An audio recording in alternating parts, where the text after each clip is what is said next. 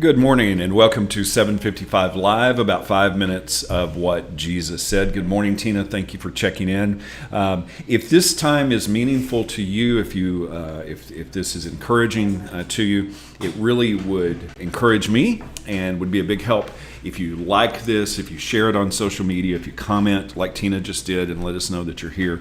It makes a big difference. We are live in downtown Weatherford from Ironworks Coffee. We have a prayer time here every morning. And you can find these Jesus Saids, which are soundbite versions of the commands, teachings, and example of Jesus at our weekday Bible plan. It's a real simple plan, 5 days a week, and some helpful resources there as well. You can just go to our website or go to bible.today.church and find these Jesus Saids and a complete Bible plan to help us read the Word together and do what Jesus said do. He said, go make disciples by teaching them all the things that I have commanded you. And that's the vision behind these 5 minutes about what Jesus said.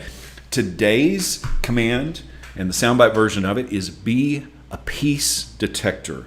This comes from Matthew 10.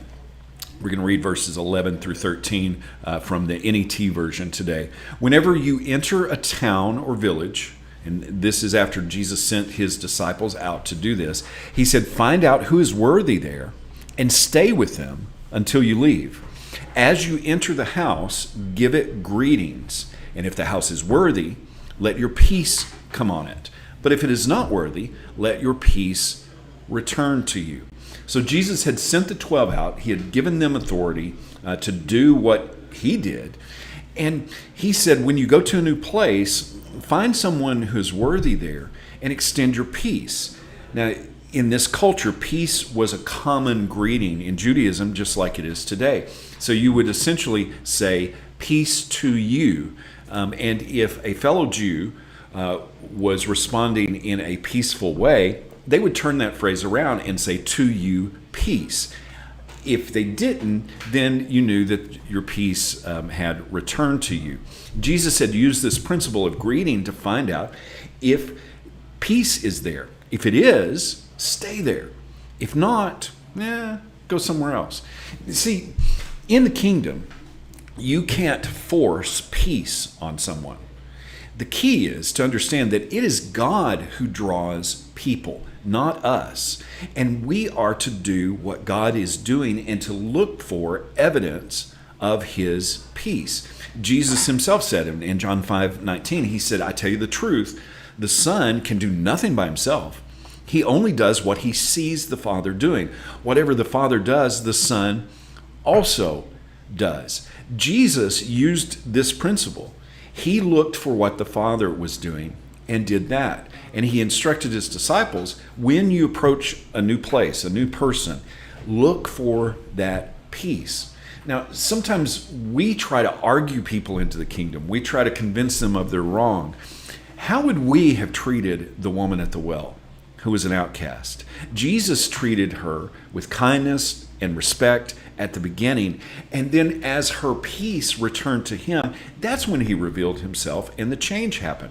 How would we have treated the tax collectors and outcasts? Last night in our life group, we read the story of Zacchaeus and the tree, and Jesus didn't condemn him, but his peace returned and he actually went to his house. It's not our job to prove everyone wrong, but to prove that Jesus is right. And we're looking for that, what we call in our disciple-making movement, we're looking for that person of peace. Who is God working on? Who is God drawing?